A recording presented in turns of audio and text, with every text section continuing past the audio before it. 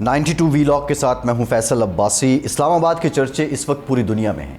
دنیا بھر کے سوشل میڈیا پہ ٹرینڈنگ میں اس وقت اسلام آباد ہے اور ساتھ ہی ساتھ پاکستان کی ثالثی کے چرچے بھی ہیں۔ لیکن اب جب میں آپ سے گفتگو کر رہا ہوں، جب میں آپ سے مخاطب ہوں، تو اس وقت تک پاکستان کے کسی سرکاری یا مستند ذرائع نے اس بات کی تصدیق یا تردید نہیں کی ہے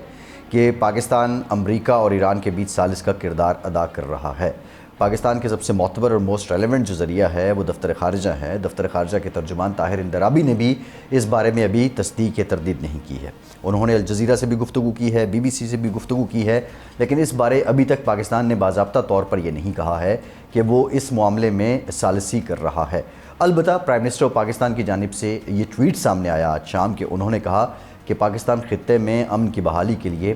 ثالث کا کردار ادا کرنے کو تیار ہے۔ لیکن دنیا بھر کے جو بڑے بڑے میڈیا آؤٹلیٹس ہیں، جو بڑے بڑے میڈیا چینلز ہیں، BBC کی بات کریں، CNN کی کریں، آپ اسکائی نیوز کی کریں، آپ DW کی کریں، آپ TRT کی کریں، الجزیرہ کی کریں، دیگر کی کر لیں، آپ سب پہ چرچے ہیں اس وقت اسلام آباد کے، پاکستان کے وزیر اعظم شہباز شریف کے اور فیلڈ مارشل سید عاصم منیر کے۔ یہ معاملہ اس وقت طول پکڑا جب ڈونلڈ ٹرمپ کی جانب سے اس بات کی تصدیق ہوئی، ڈونلڈ ٹرمپ سے مراد وائٹ ہاؤس کی جانب سے اس بات کی تصدیق ہوئی کہ جو پریزیڈنٹ ٹرمپ ہیں اور فیلڈ مارشل سید عاصم منیر ہیں ان کے بیچ رابطہ ہوا ہے۔ اور اس رابطے کے بعد جو ڈونلڈ ٹرمپ نے 48 گھنٹے کی ڈیڈ لائن دی تھی کہ اگر جو ایران کی جانب سے یہ سلسلے نہ روکے گئے، آبنائے ہرمز کو نہ کھولا گیا، تو ایران کی جو توانائی کی تنصیبات ہے اس پہ اٹیک کیا جائے گا، لیکن اچانک 48 گھنٹے سے پہلے 24 گھنٹے کے بعد ہی پریزیڈنٹ ٹرمپ سامنے آئے اور پریزیڈنٹ ٹرمپ نے آتے ہی اس پر جو ہے وہ 5 دن کی مہلت بڑھا دی۔ یہ سارا معاملہ ہے اور اس سارے معاملے کو دیکھتے ہوئے اب پوری دنیا کا میڈیا اسلام آباد کر رہا ہے۔ ظاہر ہے معاملہ حساس ہے اور ابھی تک ہم یہ تو نہیں کہہ سکتے، بینگ جرنلسٹ میں یہ سمجھتا ہوں کہ میں یہ نہیں کہہ سکتا کہ پاکستان جو ہے وہ ثالثی کر رہا ہے انٹل انلیس جب تک پاکستان کی سرکاری سطح پہ اس بارے میں پاکستان کا کوئی عہدیدار آ کے تصدیق نہیں کر دیتا۔ لیکن یہ جو پاکستان کا چرچا دنیا بھر میں ہے، دنیا بھر کا جو میڈیا پاکستان کا نام لے رہا ہے، یہ بھی ویسے ہی نہیں ہوگا۔ اس میں ایک اہم نقطہ یہ بھی ہے کہ جب پریزیڈنٹ ٹرمپ سے یہ سوال پوچھا گیا کہ آیا JD وینس اسلام آباد جا رہے ہیں، پاکستان جا رہے ہیں، تو انہوں نے بھی اس بات کی تردید کی ہے، نہ تصدیق کی ہے۔ انٹرنیشنل میڈیا نے یہ بھی رپورٹ کیا ہے کہ JD وینس اور نیتن یاہو کے بیچ جو گفتگو ہوئی ہے اس میں خاصی تلخی ہوئی ہے اور JD وینس نے خاصی سخت گفتگو کی ہے۔ اب 2-4 معاملات یہ بھی ہیں، ایک اور بھی پہلو ہے جس کو ہم دیکھیں، جس کو ہم سمجھنے کی کوشش کریں۔ کچھ اخبارات ایسے ہیں جو پروردہ ہیں اسرائیل کے صہیونی لابی کے، ان کی جانب سے ایسے وقت میں کچھ ایسی خبریں بھی فلوٹ کی جا رہی ہیں کہ جو ماحول کو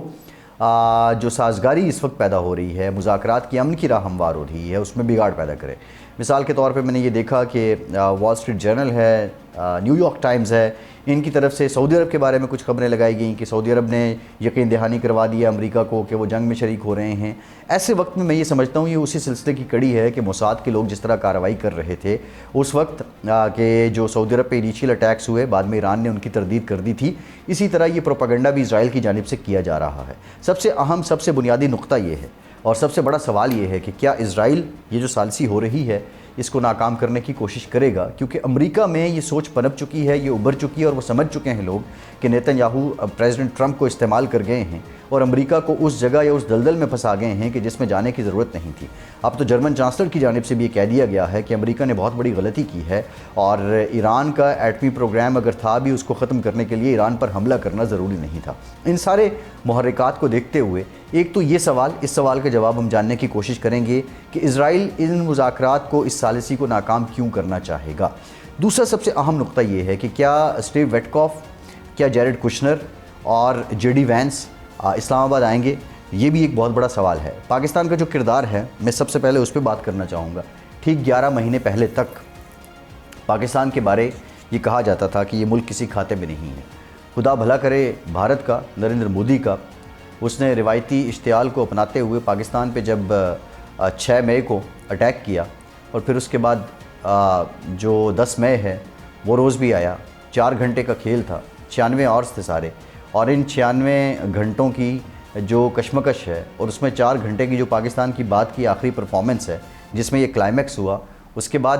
دنیا کے اندر ایک تاریخ بدلی اور تاریخ یہ بدلی کہ جنگ اب صرف روایتی نہیں رہی ہے، جنگ اب صرف فضائی نہیں ہے، بحری نہیں ہے، بری نہیں ہے، جنگ تو سوشل میڈیا پہ بھی لڑی جا سکتی ہے کہ جہاں پاکستان کے نوجوانوں نے، پاکستان کی سائلنٹ سائبر فورس نے 1500 ویب سائٹس کو آنکھ جھپکنے میں، انگریزی میں جس کو ایٹ گلینس کہتے ہیں، اڑا کے رکھ دیا۔ پاکستان کے اس سائبر فورس نے انڈیا کے جو وار آپریٹرز تھے، ان کا جو آپریشن روم تھا، اس کے سی سی ٹی وی کیمرہ کی جو فوٹیج ہے وہ پاکستان کی ٹیلی ویژن چینلز پہ چلا دی۔ پاکستان نے ان کے اسپتالوں کا نظام چوک کر دیا۔ پاکستان کے ان نوجوانوں نے ان کی ریلویز کا پٹھا بٹھا دیا۔ یہ سارے فیکٹرز تھے۔ پھر دنیا نے اس کو بھی دیکھا، تاریخ نے یہ بھی دیکھا کہ کس طرح پاکستان کی جانب سے ان کے جو رافیل گرائے گئے، اس سے پہلے رافیل ناقابل شکست تھا، جو رافیل کمپنی ہے ان کو کس حد تک نقصان ہوا، رافیل پہ جو نریندر مودی چھاتی چوڑی کر کے بھرم اپناتے تھے، اس کو کیسے اس خواب کو چکنا چور کیا گیا۔ تو ایک علیحدہ سے ایک ہسٹری ہوئی۔ پھر پاکستان کی ڈپلومیٹک کامیابیوں کا سلسلہ شروع ہوتا ہے، پھر پاکستان کی ویٹیج کا سلسلہ شروع ہوتا ہے، اور آج دنیا پاکستان کو ثالث مان رہی ہے۔ پاکستان کا یہ جو کردار ہے، جس کے بارے میں کہا جا رہا ہے کہ پاکستان کردار ادا کر رہا ہے، آلدو میں اگین یہاں پہ کلیئر کر دوں کہ ابھی تک باضابطہ طور پہ سرکاری سطح پہ اس کی تصدیق نہیں ہوئی ہے، لیکن ہم اس کو اگر مگر میں ہی رکھ لیں، میرے لیے تو یہ خبر ہی بہت خوشی کی بات ہے کہ وہ ملک جس کے بارے 11 مہینے پہلے تک کیا سوچ تھی، اور آج جو اس دنیا میں سپریم پاور ہے، جس کو کہا جاتا ہے سپر پاور کہا جاتا ہے، امریکہ جو خود کو کہتا ہے وہ، اور ایک پڑوسی ملک ایران، اس کے بیچ میں جو تنازع ہے اس کو حل کرنے کے لیے پاکستان کا انتخاب کیا گیا۔ مجھے وہ کال یاد آتا ہے صوفی برکت علی کا، جب انہوں نے رحمۃ اللہ علیہ نے یہ فرمایا تھا کہ اقوام عالم کے فیصلے پاکستان کی ہاں یا نہ سے ہوں گے۔ آج پاکستان اگر ہاں کر رہا ہے، اور امید یہی ہے، دعا یہی ہے، طلب یہی ہے کہ پاکستان یہ جو کردار ادا کر رہا ہے امن ہو۔ اب عرب میڈیا کے مطابق یہ بھی خبر آئی ہے کہ ایران کی جانب سے جو ان کے اسپیکر ہیں، ان کو جو مذاکراتی وفد ہے اس کا نمائندہ مقرر کیا گیا ہے۔ بظاہر یہ جتنی باتیں ہیں، میں ان سارے ڈاٹس کو کنیکٹ کرتے ہوئے میری سوچ یہ ہے کہ کسی لمحے پہ یہ بھی ہو سکتا ہے کہ اسٹیو ویٹکاف اور جو جیرڈ کشنر ہیں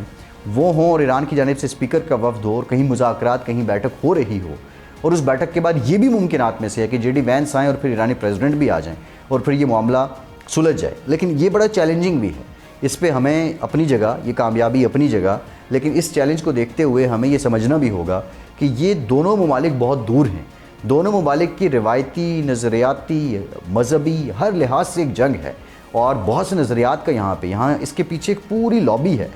کہ جو اسرائیل کا، جو گریٹر اسرائیل کا ایک نقشہ ہے، اس کا ایک پوری کی پوری حکمت عملی ہے۔ دی میٹنگ آف ایلڈر سے لے کے آج کے دن تک یہ سارے سلسلے ہیں۔ لیکن پاکستان اگر یہ یکسانیت، یکسوئی، یگانگت قائم کرنے میں کامیاب ہو جاتا ہے تو پاکستان دنیا کی ڈپلومیٹک پولیٹیکل لائم لائٹ میں کسی اور مقام پہ ہوگا، اور وہ مقام ہمارے پڑوسی ملک بھارت کو اور اس کے دفاعی پارٹنر اسرائیل کو کسی صورت قبول نہیں ہوگا۔ اسی لیے ابھی جو میڈیا آؤٹلیٹس ہیں، جو پروپیگنڈا انہوں نے شروع کر دیا ہے، وہ پروپیگنڈا اس سلسلے کی کڑی ہے کہ اب وہ سعودی عرب کو نشانہ بنا رہے ہیں، اور وہ ایسی خبریں پھیلا رہے ہیں جو صہیونی نواز میڈیا ہے، کہ ماحول کو کسی نہ کسی طرح ڈیفیوز کیا جائے مذاکرات کی جو راہ ہموار ہو رہی ہے۔ ان سارے فیکٹرز میں ابھی تک ہمیں یہ دیکھنا ہے، کیونکہ ایونچولی جو ڈیولپمنٹس ہو رہی ہیں وہ ود سیکنڈز ہو رہی ہیں، وہ ہر بدلتے لمحے کے ساتھ ہو رہی ہیں، اور ان ڈیولپمنٹس میں جو پاکستان کا کردار ہے، پاکستان ایک پیسفل کنٹری کے طور پہ اپنا کردار ادا کر رہا ہے۔ پاکستان نے یہ ثابت کر دیا ہے کہ ریجنل سٹیبلائزر دہلی نہیں، اسلام آباد ہے۔ آج اسلام آباد کی یہ چرچے ثابت کر رہے ہیں کہ خطے کا چودھری ہم کسی کو نہیں بننے دیں گے۔ اگر کوئی بننے کی کوشش کر رہا تھا تو وہ ناکام ہو گیا ہے۔ آج اسلام آباد نے یہ بھی ثابت کیا ہے کہ اسلام آباد کی پالیسی بہت کلیئر ہے، اور سب سے اہم بات یہ ہے، دنیا کے نقشے پہ ایک نئی مڈل پاور ڈپلومیٹک سٹیٹ کا ظہور ہوا ہے، جس کے بارے میں 1 سال پہلے تک اپنے ویلاگز میں کہا کرتا تھا، اور اس سٹیٹ کا نام ہے Islamic republic of Pakistan. Faisal Abbasi کو اجازت دیجیے۔